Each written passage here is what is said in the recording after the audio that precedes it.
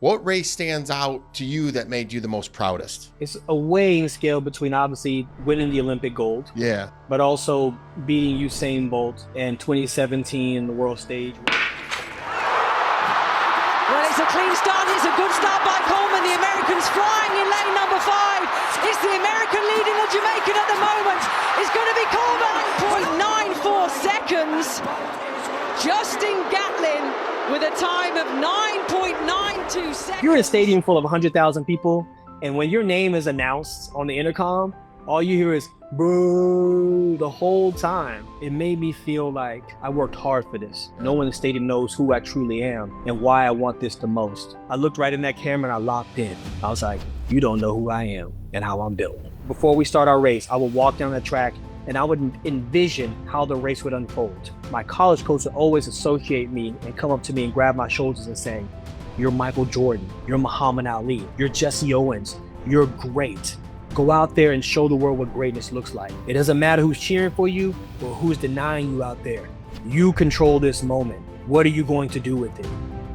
Mental fitness and physical mastery are the two easiest things you can do. Face your fears, man. Like when I knew that I was competing against certain athletes that had the capabilities that I did, I would dedicate a squat rep to them or a bench rep to them. 345 on the bench.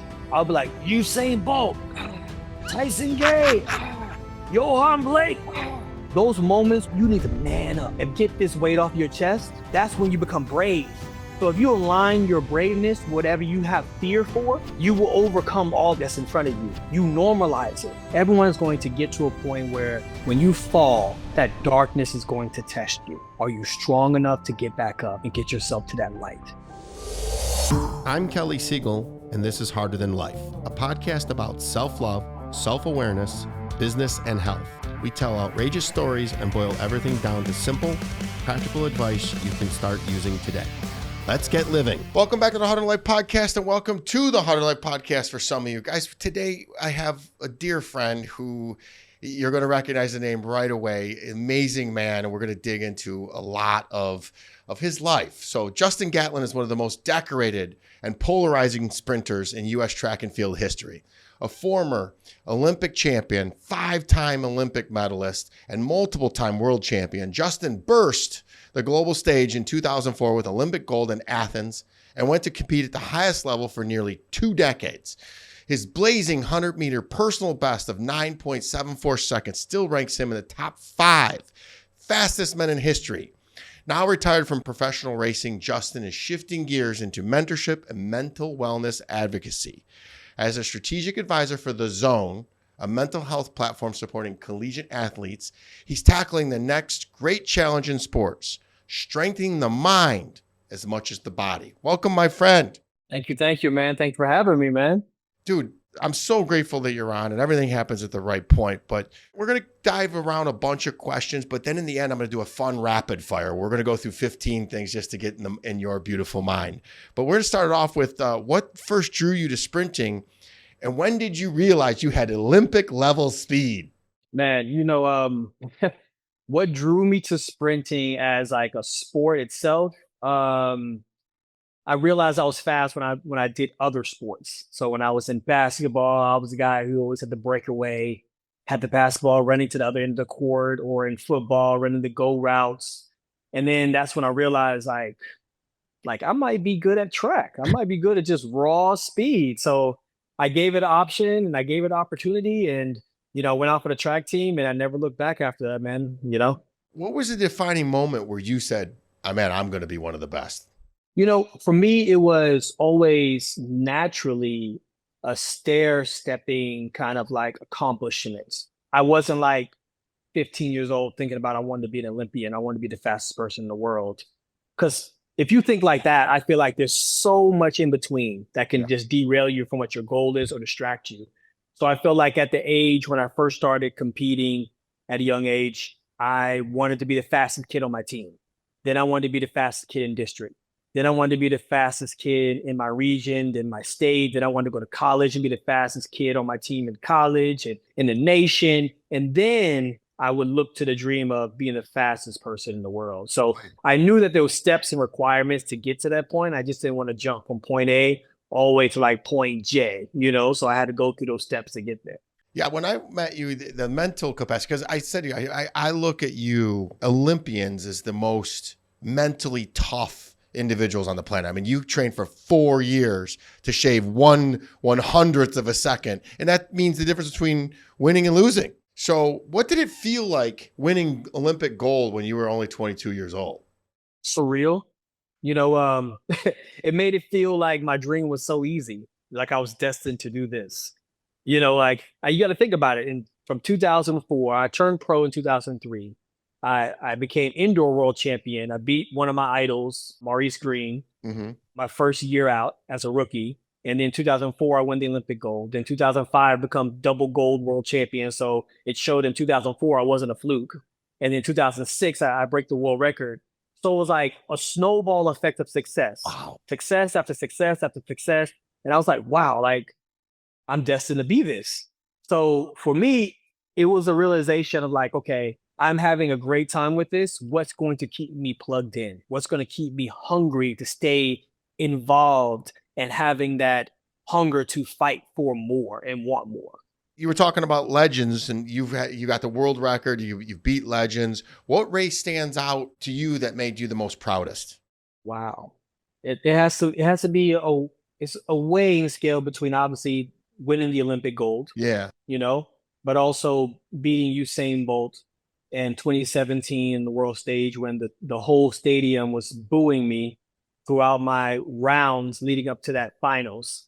And I think for me, that was the most proudest moment because I was able to know who I was in that moment. We all line up saying we're some of the best athletes in the world. We're the best sprinters in the world. But when you interact or you are confronted with denial or people want to naysayers or boo you, those situations can make you think again twice. Like, hey, am I built for this? Because think about it. If you're in a stadium full of 100,000 people and when your name is announced on the intercom, all you hear is boo the whole time. So for me in that moment, it made me feel like I worked hard for this. I was dedicated to this process. No one in this stadium knows how hard I worked for this. Yeah. No one in the stadium knows who I truly am and why I want this the most. And I locked in and I got the job done. Man, I'm having deja vu, Justin, about that. I remember stopping where I was. It was at night, right here. They aired it at night, your race? Yeah. I remember I was walking through a bar or something. I stopped and I was cheering you on. And I didn't know you then. And I'm like, come on, man. And I could see the joy of overcoming, at that point, your arch nemesis, which Usain Bolt.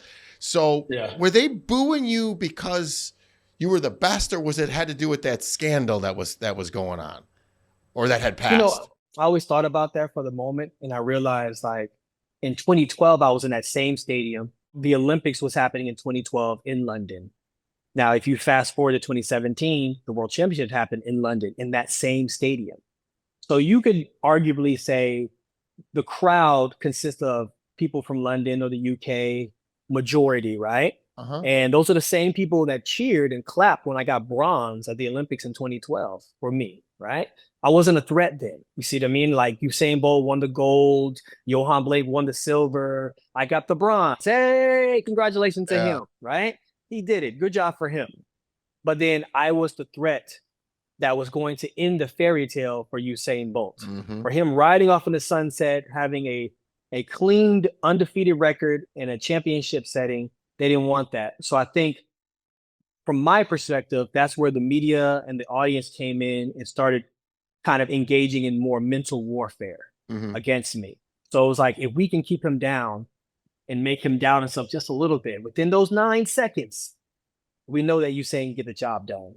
But I was built different. And I think in those situations, that's when you really see who you truly are. Yes, when sir. Everyone is denying you, when everyone's telling you no, when the world is saying you can't get it done, because they fear the fact of being in that situation. Before that even happened to me, I was mortified. I was like, that was one of my biggest fears, to be booed while you're being announced in a stadium or on television. I would be mortified. But when it happened to me, I looked right in that camera and I locked in. I was like, you don't know who I am and how I'm built. I love it. I love that. So let's back up a little more, because now we're getting into the stuff that I love, the mindset, man. And it makes it, to me, it makes it that much sweeter when people doubt you and when they're against you, because I don't know what it is. It's just the chip on the shoulder. Like, I grew up so poor, and my parents always told me I would amount to nothing.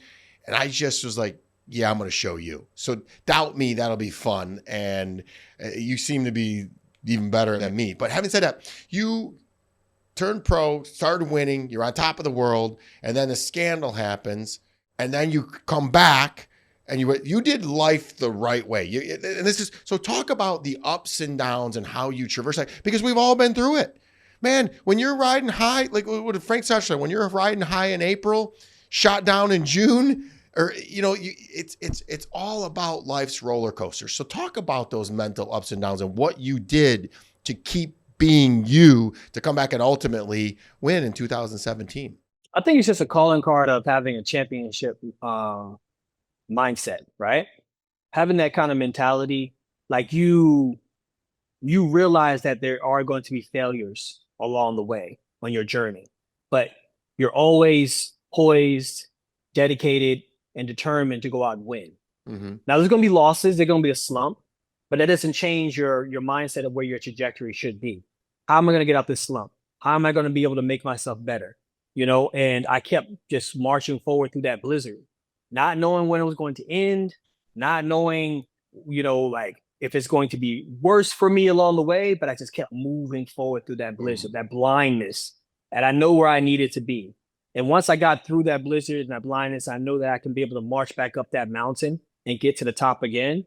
I said, this is where I belong, because that's what I always constantly worked hard for. And my co-host on my show says it all the time. He said, no one in history of the track and field has ever climbed Mount Everest twice. Yep. I did it early in my career, and I created a whole nother career for myself towards my end of my career, where I was able to have success and run some of the fastest times in history again, to prove that I am the real deal and I am who I am. Well, I saw you recently, and I'm going to tell you, even at 43, you're still the real deal, brother. In great shape. And I would argue that your mentality is probably even better now, because we get smarter with age, finally. Somebody just said that to me this morning, like, I'm going to be 50 this year. And I'm like, I just don't care about that stuff. Like, why? And I said, why? Because they said, because you're going to be 50 and it doesn't matter to you anymore. So thank you for that, because I was going to ask you what the championship mentality is. And you said it, just keep going. And I got a newsflash for you listeners. Just keep going, no matter if you're 15 or 50. Keep going. That's your championship mindset. Let's fast forward and just talk about the retirement. What was the hardest part about the retiring from competition?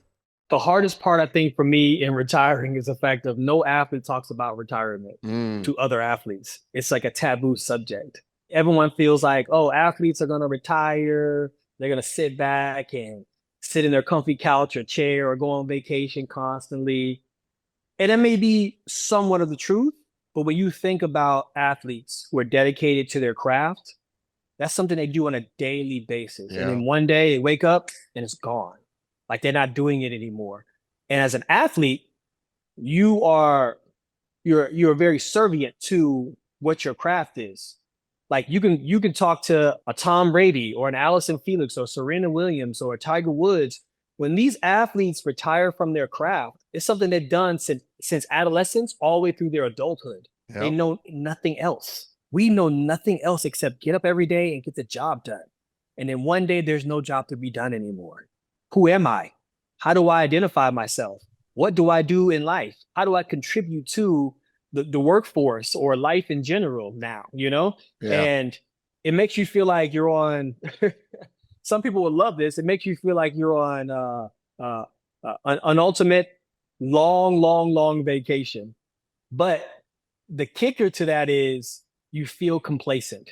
You feel like you're not pushing forward and getting something done. So now you see athletes are scrambling, trying to find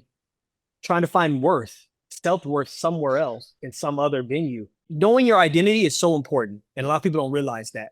And then when you have a moment where you don't have an identity or you feel like you don't have an identity, that becomes a factor of like, who am I? How do I search for something bigger and better or how do I even match to the greatness that I achieved at this point in my life? What do I go on to kind of just pushing myself forward to that next level?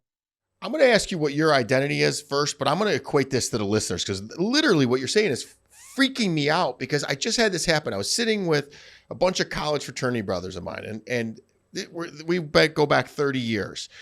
And my best friend looked at me and goes, yeah. And he said, I'm going to retire in 10 years.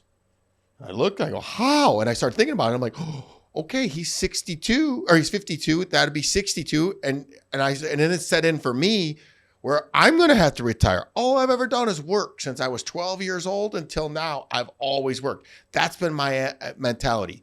Get things done, make money, have success. I'm probably 12 years away from looking at that. Freaked me out. When I was just saying that for the listeners to go, if you're working your corporate job or maybe you own your own company, start subtracting your years. You're going to retire somewhere around 65, and then you're going to face what Justin is talking about right now. But Justin, how did you redefine your identity? Because when I saw you, you were still a student of the game. Even just to piggyback off of what you just said a few minutes ago, think about the fact of, yes, a lot of people in the corporate world who are working are going to retire at 65. If you look at the lifespan of an elite athlete, almost at any sport, you're done by mid-30s. Oof. Now you're in the real world where all your peers who aren't elite athletes, they're just getting into their career. So you're sitting back watching and saying, man, look at them go. They're doing their thing. And now you're sitting back trying to figure out what is next for you. Who am I? What am I going to do? I am 35, 37 years old, and I'm now have to figure out a whole different lifestyle for me, a whole different fire that's inside of me or passion, everything that those traits that are inside you that made you who you are, not because I'm just fast, because I'm determined, because I have a high IQ in track and field, because I know how to figure things out problematically. All those things can be poured into a whole different venue that can make me a better person. But now I have to find something that is equal to the passion of what track and field was for me. And that's what's truly hard, because you're searching, and you're trying to align your identity to something when you know that at 37 years old, you should be out here enjoying life, doing what you do, but also being diligent to what your craft is. And that's hard. But at 65, I'm gonna lay back and be like, look, you know what? These bones are getting a little older. I want to spend time with the grandkids. I think we're at that age at 65 where we say, okay, it's time for me to kind of just park this ride and kind of just sit back and just relax and enjoy life. You say that now, brother, but I'm going to tell you, the little I know about you, you won't. I'm getting closer and closer and closer, and that freaked me out. I'm like, what? I'm not going to sit around and do nothing. Because here's the other thing too, Justin, we're in such good shape that we're going to live to 100, probably 120 now because of advanced medicine, AI. It's going to be wild. Look at you. You don't even look like you age, by the way. And I want to add one more. I'm actually still working out right now because I'm gonna make a little bit comeback. I'm gonna start doing these little small races against these influencers, Speed, Tyreek Hill, Ashton Hall. Like, these guys are getting into that racing thing, that whole racing world. And I'm thinking in my mind, like, hold on, that's my world. Let me get back in shape a little bit and show these guys what it is to have real speed. So that's what I'm doing right now. So I'm preparing myself, and actually, Kelly, it gives me fire because now when I go into the gym, it's not just a physique thing or just health thing. It's a fact of I need to get these reps in so I can get faster, so I can get stronger again, so I can beat these guys. That's the competition mode that's kicking in. There it is. There's the championship mindset. Just flip the switch right there. It's like, I got to win. That's the second part of the mindset. First, move forward. Second one is believe and expect to win. That's beautiful, Justin. And I was thinking a little bit about who's the fighter that everybody hates. He keeps fighting like scrubs. Is it Jake? Yeah. Jake Paul. Like, I think you made me start thinking about that. Like, hey, if Jake's going to do it, we might as well just let the best guy come out and beat everybody. And I'm also thinking of our friend Ray Cash, who was doing the reels next to you, trying to race. That was funny. I love that mindset, man. I do want to add, again, what's your identity now then? You know what? I love my sport. And the longevity I had in my sport is almost unheard of. You don't see a male sprinter that lasts as long as I have in our sport. Usually they're retiring about 28, 30 years old. You know what I mean? Because then the next wave or era of sprinters come in and kind of overtake the older athletes, right? But I was able to evolve and realize like I can navigate still at a very high level in this sport. So for me, I think giving back to the younger athletes, helping them understand what it is to have a business mindset, have more clarity of what their goals are, not be enchanted by because you want to get a contract or a sponsorship, Social media. you know, a social media, exactly. Stay diligent on what your goals are, and that goal is to capture glory, right? And along the way, if you do that, everything else, all those other doors will open up for you. So I think now for me, from my humanitarian side, is becoming more of a mentor, mentally and physically becoming more of a mentor.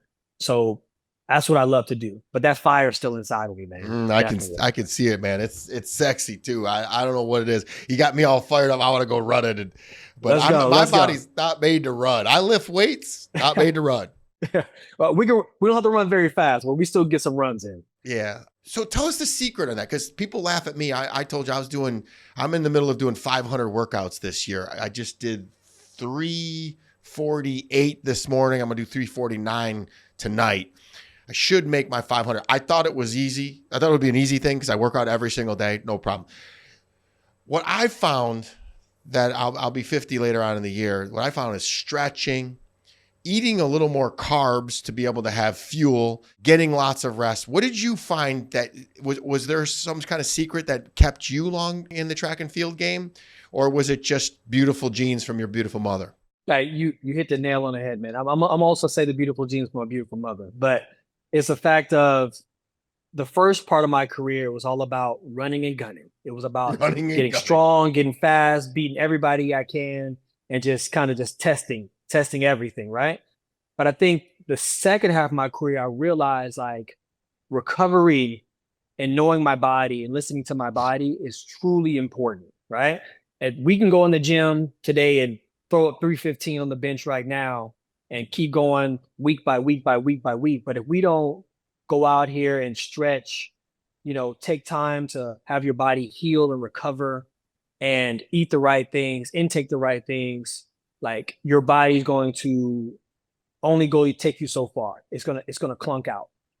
If you can push it to the brink of just clunking out. But if you take care of your body after every session, stretch right, meditation was a big thing for me as well. And I realized that kind of transformed me into giving me it gave me longevity for sure in my career. And that's what the beautiful thing was. I wasn't afraid to evolve. Along my career as I aged, I realized like, teach me more modalities, teach me how to stretch better, teach me acupuncture, put me through chiropractic, put me through trigger release, show me ultrasound units I can use on my hamstrings and muscles and all these different things, Normatec pants, foam rolling, everything. I took it as serious as I did competing. So all those things really kind of like helped my body navigate at a high level, even as I became older and I was able to stay in the game longer. And people in my sport were like, how are you doing this? It's because I take care of my body. Just listen to my fans. It's all because I take steroids. That, I look like this because I wish you could just chomp on steroids and that did the work for you, but it's 30 years of training, man. And every single one of my guests now mentions meditation. Where did you find it? How often do you do it? And what happens if you don't do it? I think there's levels to meditation. I think a lot of people feel like meditation means go sit in a quiet place with your legs folded and you're kind of just closing your eyes and you're kind of like sleep, but not sleep.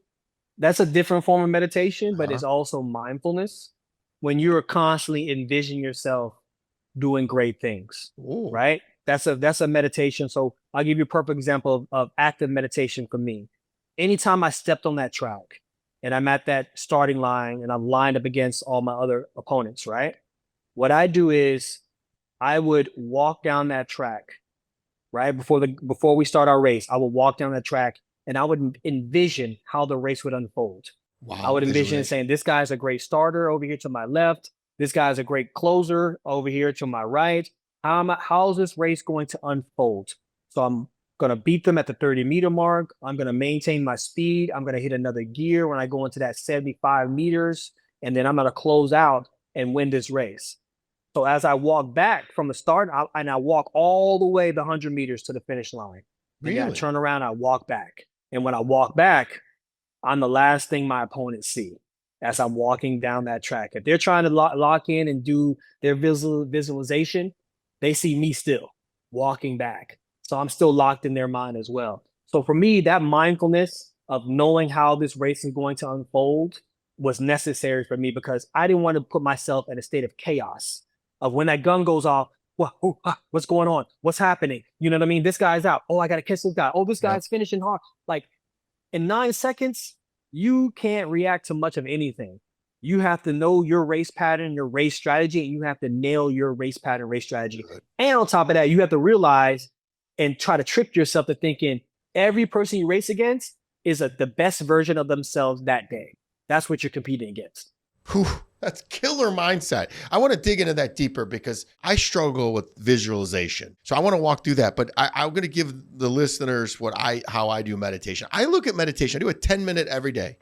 And all I can say is that if I don't do it, I feel off. Just something is off. When I do it, I feel like I've pruned the bushes. And I know that sounds weird, but sometimes you got to pull back to go forward. So 10 minutes guided meditation. I don't miss a day. I've done it every single day this year. I do it first thing in the morning, and it just sets my day off. But I try to do visualization. Like if I'm going to go give a speech, I think about who I'm going to look at. What if I trip? I think about everything, but I don't take it the next step further and smell. What do I see? What do I feel? Walk us through your routine when you're walking the 100 meters and then you're walking back. What exactly are you seeing and looking and thinking? Because I need help with visualization, which most people do. I also use points of reference on the track. Ooh, so there's like a divot on the track, or there's a color line on the track.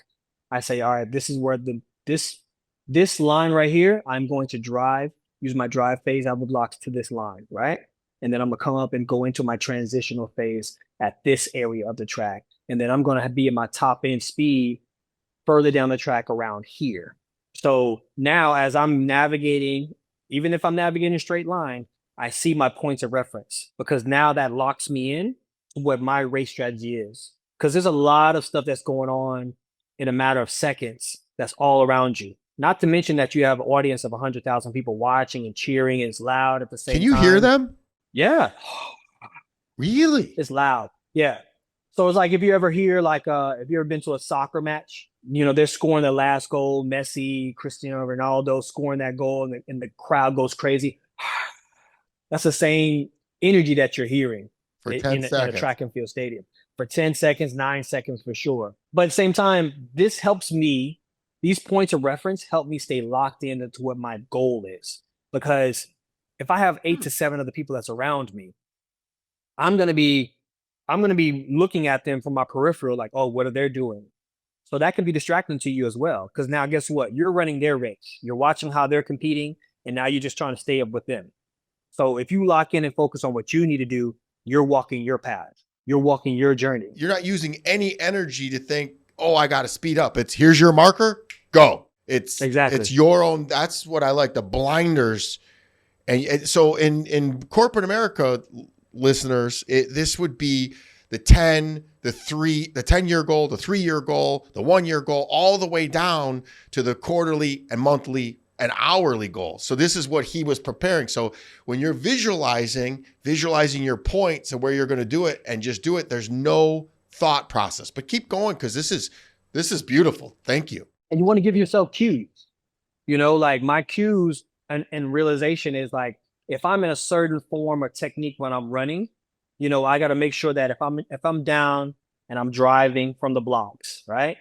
And all I see is track in front of me. If I don't see my kneecaps, that means that my legs are behind me. Oh. I need to have my legs in front of me. So if I can see my kneecaps marching up and down on the track as I come up out of that drive phase like this, then I know that everything technically is in front of me. Bum, bum, bum. Now, if I want to speed up, I don't worry about the lower half of my body, because theoretically, your arms and your legs will only move as fast as each other. So if I work on my arms and move my arms faster, my legs will start to move faster, right? So that's what I think about into my second part of my race. Arms faster, being more aggressive, keeping your core tight, and just keep marching down the track. The thing is, you don't want to think about 100 things. Same thing in the corporate world. That's why we have calendars and to-do lists. Yep. You think of what I need to get done, and it's going to lead me to my next successful thing that I also need to get done, right? So that's how I look at track. Just giving me stages and giving me cues as little as possible, and that's going to make me successful. You minimize. Yep. You're minimizing whatever your success, your route to success. You're minimizing it. I don't need to do this, that, and then now I'm at a successful thing, because something can happen here or something can happen here. But if you say, all right, I need to focus on these three things, boom, boom, boom, I'm already at the top. Who were some of your mentors along the way?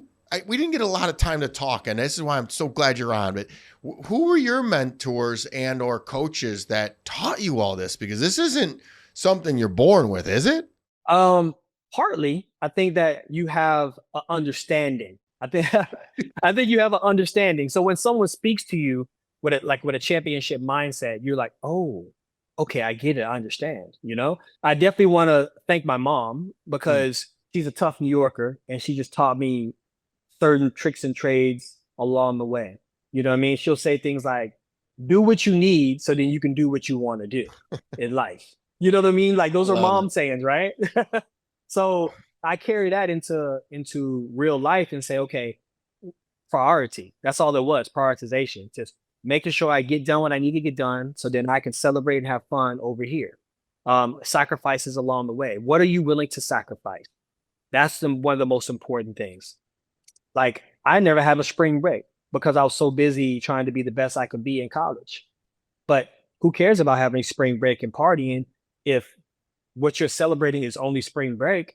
I'm about to go celebrate that I just won a gold medal. Yeah, it's beautiful. So that's a sacrifice I'm willing to make. When you see the goal in front of you, I can deal with not having this and focus on this, because that's going to be more successful for me. So I think the mentors along the way were my high school coach, my college coach, and a handful of my professional coaches that I've had. They all taught me something along the way. My high school coach told me what world class was before I even knew what it was. He's like, you're world class. And then that helped me kind of open my mind to expand to realize, like, there's a different level to this than just high school running. Nice. And then as I got to college, my college coach would always associate me and come up to me and grab my shoulders and saying, you're Michael Jordan, you're Muhammad Ali, you're Jesse Owens, you're great. Go out there and show the world what greatness looks like. And I would be that kind of athlete. I wouldn't care about the goal around my neck. I care about the pride on my coach's chest. Nice. Because that meant everything to me. So when I turned pro, one of the coaches that I did have, he also was a former professional sprinter as well. So that helped me understand, like, he would give me understanding of mindset at that level. And as we prepared for races, we would prepare like we were going to war. So that last warm-up lap that we would walk together before I started warming up, he would come close to me and he'd whisper, all right, Jay, it's time to get it done. All that hard work that we did, all that sacrifice that we've had, this is the moment. It doesn't matter who's cheering for you or who's denying you out there. You control this moment. What are you going to do with it? Go out there and be the person that we've trained you to be. And saying things like that to me activated me mentally and emotionally. And I would go out there and I'll try to prove him right. I'm getting all emotional over here because I didn't have any of that, man. And I ended up in a pretty good place. I'm not saying it, woe was me, but I just tell you that two people can have diverse paths. Like my mom, the best thing she ever did for me was punch me in the face. It made me harder than life. And it made me tough. So life can punch me in the face and I'm going to be like, that's all you got. And then I had one teacher that he used to call me huge. He's like, you're huge. And I was tiny. I was a late bloomer. And that's about all I can say for mentors. But somehow I ended up here. And when I hear about your mother, before we hit record, you were telling me, you're gushing about her. You had a good mother, man. Be very envious of that. Be very proud, because I didn't. And I Justin appreciate that. has a beautiful mother. I can't wait to meet her. She sounds wonderful. And these mentors mean the world. And I'm going to keep doing that. My identity is I'm going to be the one that the 15-year-olds are listening to, because I grew up in the ghetto and the gutter, and I made something of myself. And you can too. But you are doing it even in a better way, and I want to talk about it. So your role at the Zone. Well, tell us about your role at the Zone, what the Zone is. I alluded to it in the intro. Why don't you tell us what it is, and then why mental health is the next evolution in sports performance? I got an opportunity to partner with the Zone. They're a young company that's coming up, and they believe in the fact of mental health and mental awareness is very important for athletes, not just in track and field, but in sports in general. Because there's always those awkward moments in sports to where you feel alone. You can be on a team and still feel alone. You can be standing at a start line surrounded by hundreds of thousands of people and you feel alone because you feel like no one understands what you're going through in life. I feel like that right now, All- Justin. Yeah. And the fact of having a platform like the Zone, it helps you connect with sports therapists that are either at your college or they help you outsource therapists that's going to help and guide you through your daily processes, right? And not just for those moments where you're like, oh, I'm nervous. What do I do? I have a big race tomorrow. It's the fact of they're there for you every step of the way. So me being an ambassador for the Zone and helping athletes understand and connect and kind of like extinguishing that whole taboo conversation that's around talking to therapists, right? Because we always feel like we got to be macho, we got to be strong. Like I don't need anybody to talk to. I can get through this through myself. And nowadays, life becomes so hard for people that they have no one to talk to, and they feel like they can get through it, and then they get to that dark place, that really dark place, and they have nothing else to grab onto. And we lose people that way. And people feel like, oh, because you're an athlete in college or in high school, you have it easy. Actually, you have it harder, twice as hard than a normal student, because now you're getting on a bus or a plane and you're traveling somewhere to compete physically. And along that path, you have to do your homework or whatever assignments for your class. And sometimes you have teachers who become envious or don't appeal to the fact that you're an athlete. But the fact is you're juggling two things that you need to be great at. You need to be great in education so you can keep your grades up, and you need to be great in athletics so you can keep your scholarship. So that's a pressure cooker within itself right there. So if you have that opportunity to talk to somebody who understands what you're going through and how to navigate through it, that's what the Zone is for. It's to help you understand who you are as an athlete, as a student, but also as a young person, and how to navigate through that properly. And knowing that there's someone with a hand on your shoulder, there's someone there to make sure that you're going on the right path. You were the perfect person to do it. When we were sitting in that group of gentlemen all talking, you were just listening, taking everything in. And what do you see lacking in support systems for young athletes today? Sports is a factory now. You know, we grew up watching Rudy and all these great sports stories like Rocky, where a coach or a system or a team sees something great in you. We want to make you better. So then now they dedicated themselves to making that individual better. Great story. But nowadays, business has kind of like seeped into sports. And when that happens, everything happens very systematically. And now you go from an athlete to being a product. And when you're a product, you don't have no feelings. Sometimes you have no say. And that's furthest from the truth. So a lot of these athletes go through a system realizing like, I'm not being prioritized, you know? And I see a lot more people fail in sports than I see people win in sports. And that's sad because that little version of themselves, that little kid wanted to become Olympic champion, wanted to become a Super Bowl champion, wanted to become a basketball finals champion. And the percentage of them that happening is small, but the fact is, did people help you even just secure your goal? And a lot of people don't, because these coaches have 52 people to worry about. The system has over hundreds of people to like worry about, and your needs are not really being prioritized. And I think that's where the Zone can come in and help you understand that there's somebody in your corner. And I had that, like you said earlier, that I recognized the people that were in my corner and I utilized them the correct way. And they helped me maintain my success, but also helped me with my confidence of who I could be. And that's all I want to give is to the next generation. I don't want them to fail. He's giving you permission, audience, to be vulnerable and talk about it. And I'll tell you, I say this all the time on my solo podcast. I wish I would have started working on my mental fitness way before I did. Mental fitness and physical mastery are the two easiest things you can do. They're simple, but they're not easy. And start early. Young, we have a big following of 15 to 25-year-olds. You young, get started on your mental mastery, mentally fitness right now. Face your fears. Oh. Face your fears, man. Like when I knew that I was competing against certain athletes that had the capabilities that I did, I would dedicate a squat rep to them or a bench rep to them. I would normalize them in my life. So if I got on there and I had 345 on the bench, I'll be like, Usain Bolt, Tyson Gay, Johan Blake. Because at the end of the day, what happens is those moments where you need to man up and get this weight off your chest, that's when you become brave. So if you align your braveness, whatever you have fear for, you will overcome all that's in front of you. You normalize it.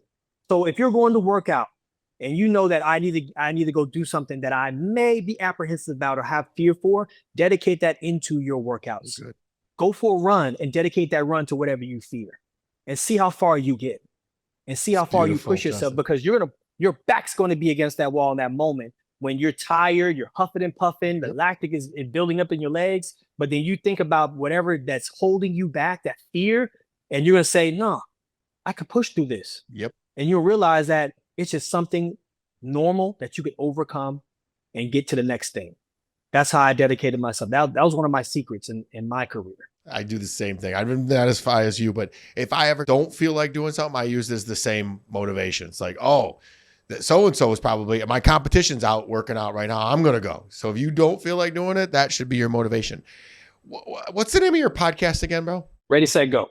Ready, Set, Go. You have a podcast. You work at the Zone. You're a decorated athlete. Did I hear that you have a book coming out? I do, man. I have a book that's out now. It's a bestseller on Amazon. It's right out. Here, Ready, Set, Go. I want to forget.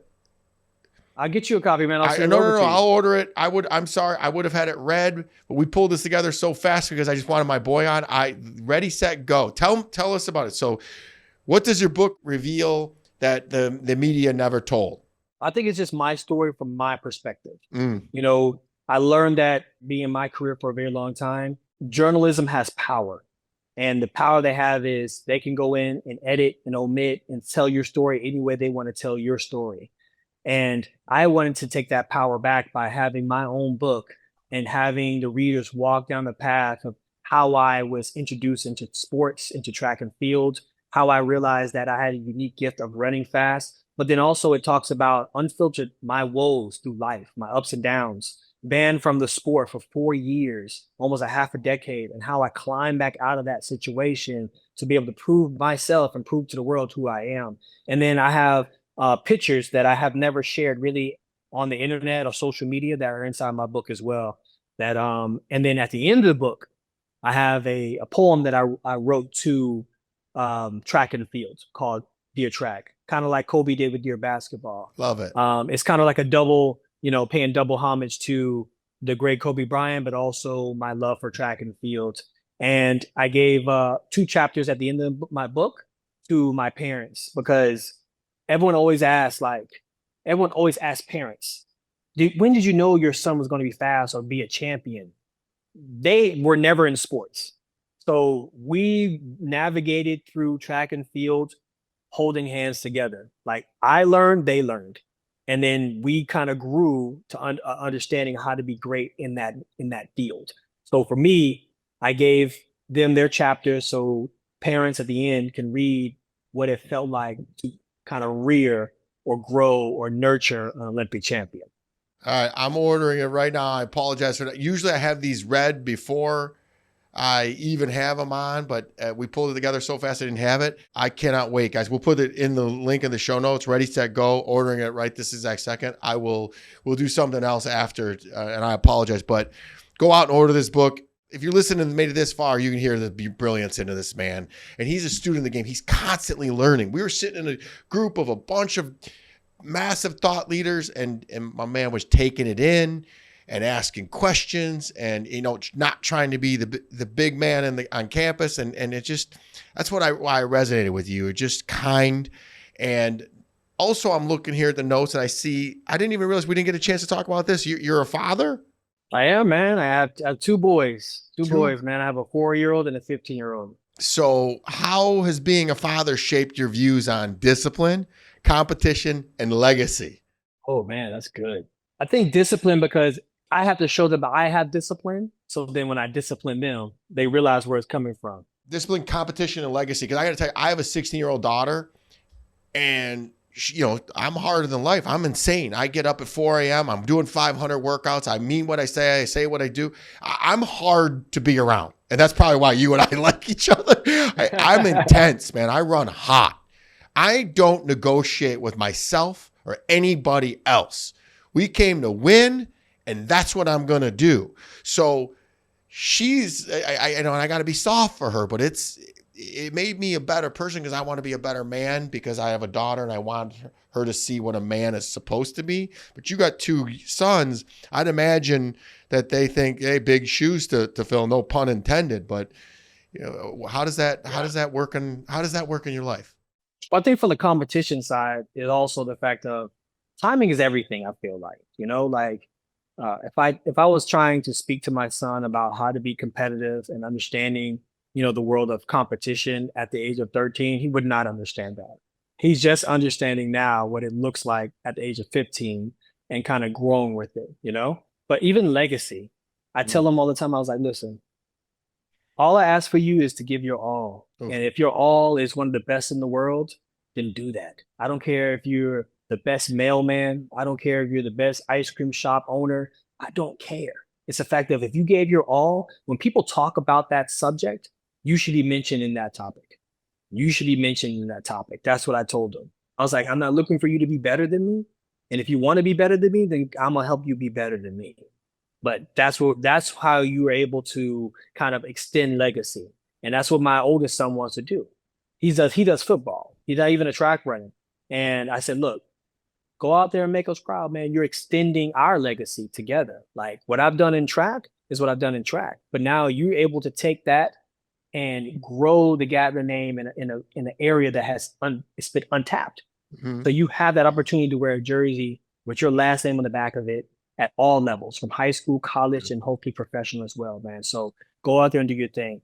And I think as a father, my biggest thing I've learned is accountability. Oh, it's the whole life, the whole world.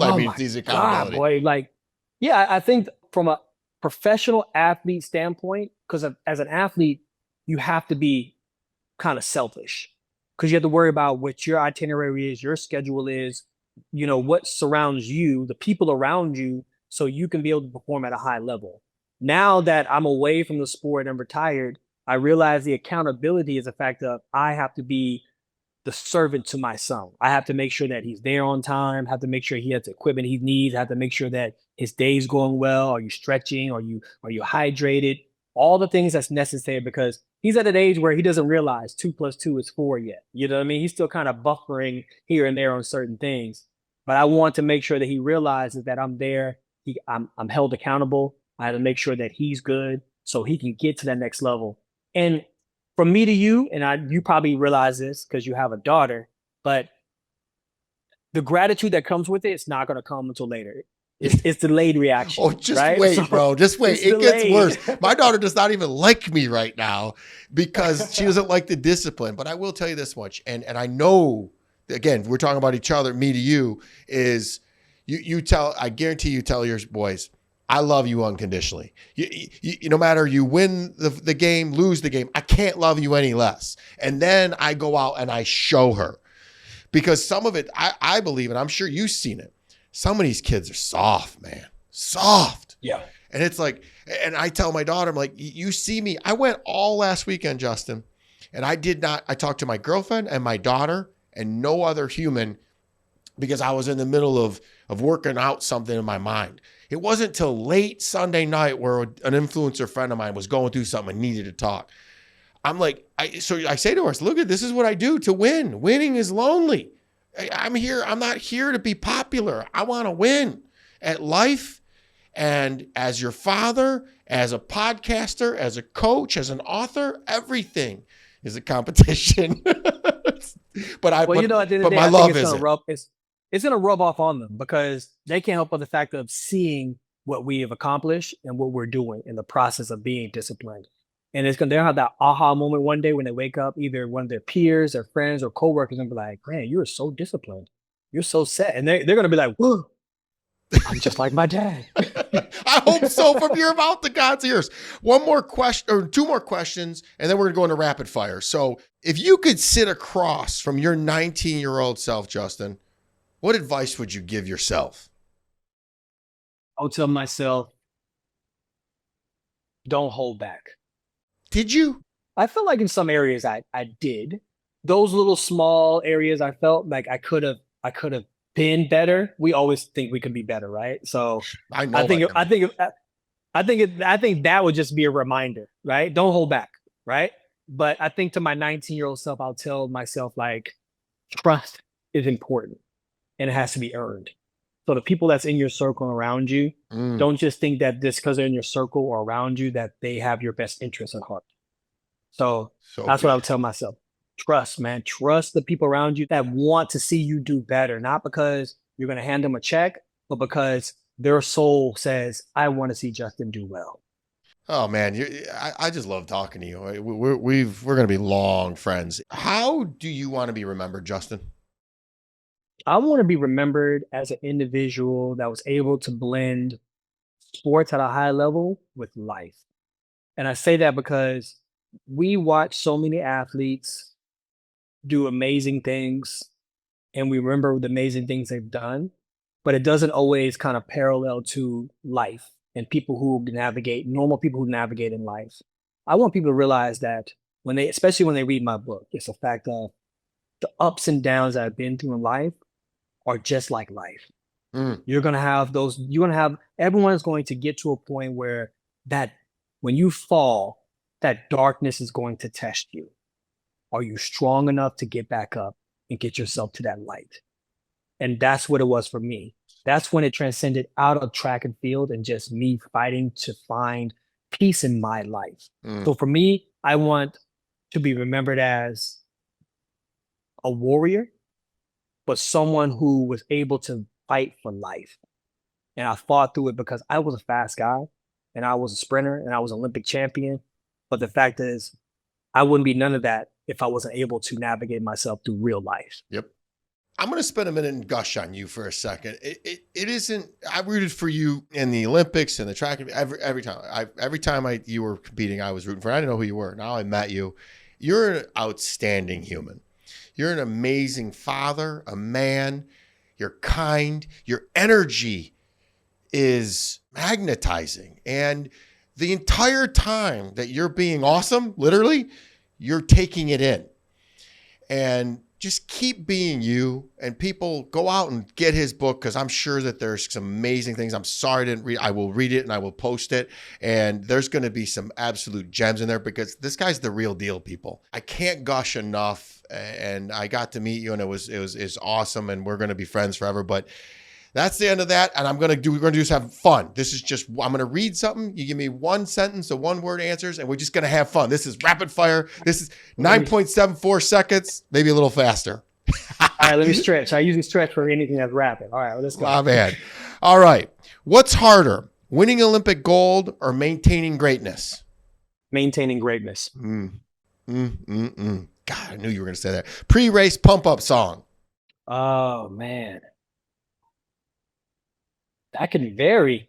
It depends on the day. It depends on the day what I feel. So it could be 50 Cent, Many Men.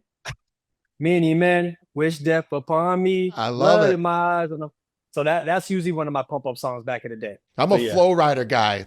I just anything him. It's just positive. So, what's your favorite cheat meal after a win? Oh man. Anything I shouldn't eat: hamburgers, pizza. Oh, dessert, bro. I love me a good dessert. Anything chocolate, chocolate? Yeah. Dip it in chocolate. You dip anything. You could dip a sofa in chocolate. I'm eating it. You know what? I know what I've turned on to lately? Carrot cake. Oh, I can't turn down carrot cake. Man, carrot cake is the best too. Yeah. Morning or night workouts? I would say morning.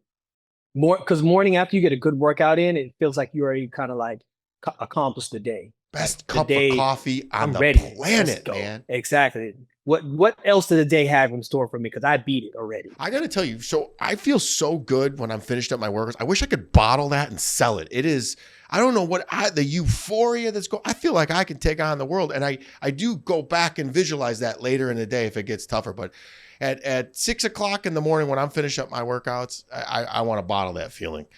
Usain Bolt in one word. Greatness. Ooh, respect, baby, respect. Most painful loss. Losing the race to him in 2015 when I should have won. I watched that race too, man. I remember it. Gold medal or world record? Gold medal. Can't be broken. Woo. One thing people get wrong about you. I'm a nice guy. I'm goofy. You're Usually when you watch me on television, I'm really locked in. I'm a different personality when I'm locked in. And I can vouch for that. He is a very kind soul. You have a kind energy about you. It's just, I can't explain it. It's just, I feel at ease. Best piece of advice you've ever received? Don't pretend. If you're injured, you're injured. Ooh. Don't go out there trying to be a superhero. Ooh. You touched on this one, but let's get narrowed down to one athlete, past or present, you'd love to race. You know what? I'm gonna go with Jesse Owens. I'll go with Jesse Owens. I feel like he was brave. He was so brave to go out there into Nazi territory and still go out there and try to win. So yeah, That's Jesse. crazy. Mental toughness or physical talent, what wins races? Mental toughness. That wins at everything, right? Yeah. Yeah. Man, that's what if I could go back and change, that's the one thing I would tell my younger self. Work on this. Work on your mind. First thing you did after retirement? I went on vacation, but immediately I laid in bed that night and cried like a baby. Oh, we got to get, that's a whole podcast in and of itself. Yeah. Tears of gratitude? Of course. Yeah. It was a mixture. It was definitely a mixture. It was because I'm saying goodbye. Yeah. You know what I mean? I'm saying goodbye to someone that I love that I'm never going to see again, you know? Do you cry? This isn't on here. Do you cry out of gratitude? I find myself, I'll be going on my way to gym and I just start crying because I'm so grateful for just my life. Absolutely. I think in life, there's a balance. It's whether you have people who have depression, who have these depression bouts. I think there's people out there who find joy, just pure joy, and they just find themselves crying because they're happy, they have bliss. So I think there's definitely a balance. What's in your gym bag right now? Man, empty protein shaker. you gotta rinse those off. They stink. I know, man. I know. You know what I had in mind? I wear the Rock's armband, elbow braces now. So okay, I'd never had to do that before. All of a sudden, my elbows start hurting. Who's faster today, 2025 Gatlin or 2004 Justin Gatlin? 2004 Gatlin, right now. Finish this sentence. The world hasn't seen the last of Justin Gatlin because. The world has not seen the last of Justin Gatlin because he understands what it means to evolve. Microphone drop. This has been amazing. Guys, go back and listen to this over, whether you're in fitness, in business. Every part of what we talked about today will help you. Justin, my new friend, I literally just ordered your book. I love you. Keep doing what you're doing. And until next week, everybody, be harder than life. Appreciate it, brother. Thank you so much for having me. Please rate and share this podcast. I'm active on all social platforms and love to hear from my Siegel supporters. Each and every episode is sponsored by my company, National Technology Management, the easiest and best IT company to do business with, delivering peace of mind with technology every day, even simplifying cybersecurity. Visit trustntm.com for more info. Until next week, be harder than life.